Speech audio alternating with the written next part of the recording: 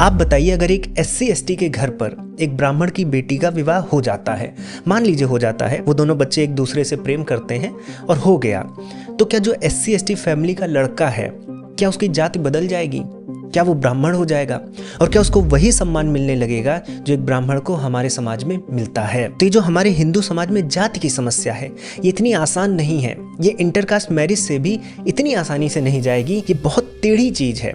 मैंने भी intercaste marriage की है। मैं चौरसिया हूँ, मेरी वाइफ सिंह है। विवाह के बाद हम दोनों की जाति नहीं बदली। अब जब बच्चों की बात आएगी तो बच्चों को आप कास्ट आइडेंटिटी से अलग नहीं कर सकते, क्योंकि हमारा जो कॉन्स्टिट्यूशन है वो चाहे जनरल में, चाहे OBC में या SC/ST में कहीं ना कहीं हमारे बच्चों को आइडेंटिफाई अवश्य करेगा। तो इस आइडेंटिटी से छुटकारा पाने के लिए दो ही रास्ते हैं। या तो हम अंबेडकर जी के रास्ते पर चलें कि कास्ट के एनाइलेशन की बात करें, कि कास्ट को हमें जड़ से ही समाप्त करना है, समाज से हटा देना है। लेकिन फिर उन्होंने ही कॉन्स्टिट्यूशन में ये SC/ST की ब्रैकेटिंग की है, जिससे आज भी कास्ट आइडेंटिटी चलती चली जा रही है। और मुझे नहीं लगता कि कोई भी सरकार इस पर हाथ भी लगाएगी। और अब दूसरा तरीका ये है कि या फिर हम सावरकर जी के मॉडल पर जाएं और उनके अनुसार कास्ट एग्नोस्टिक हो जाएं, जैसा कि भारतीय समाज हो गया है। 80% तो हो ही गया है। आज हम कोई भी एक्टिविटी करते हैं, मॉल जाते हैं, मंदिर जाते हैं, ऑफिस में काम करते हैं, तो हमारे लिए कास्ट इतनी इंपॉर्टेंट चीज नहीं होती है।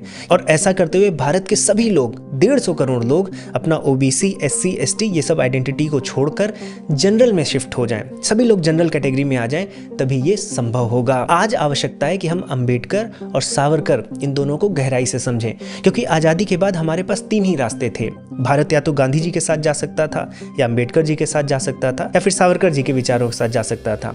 भारत मोस्टली गांधीयन फिलॉसफी पर आगे बढ़ा, जिसके कुछ प्रॉज एंड कॉन्स दिखे। प्रॉज ये है कि हमें इलेक्टोरल डेमोक्रेसी मिल गई, एक नॉन वायलेंट, सेक्युलर, मल्टीफेथ कंट्री मिली। कॉन्स ये है कि जो भारत पाकिस्तान का पार्टीशन हुआ उसको अच्छे से हैंडल नहीं किया गया, फिर चाइना के साथ हमारे रिफ्ट हुए। लेकिन आज 21st सेंचुरी में हमारे पास अंबेडकर जी और सावरकर जी, ये 2 मॉडल अभी भी खुले हुए हैं और हमें समझना पड़ेगा कि इस 21st सेंचुरी में भारत के लिए बेस्ट क्या है। और इसी के लिए मैंने अपने YouTube चैनल पर अंबेडकर जी और सावरकर जी दोनों को एक ही टेबल पर, दोनों के विचारों को, देश को लेकर कंपैरिजन किया है, उनके कॉन्ट्रास्टिंग व्यूज को, उनके सिमिलर पॉइंट ऑफ व्यूज को समझा है। तो इस पॉडकास्ट को आप अवश्य देखें, जिससे हम भारत के बेहतर भविष्य को तय कर पाएं। पॉडकास्ट की लिंक कैप्शन में अवेलेबल है। मेरी रिक्वेस्ट है आप इसको अवश्य देखें।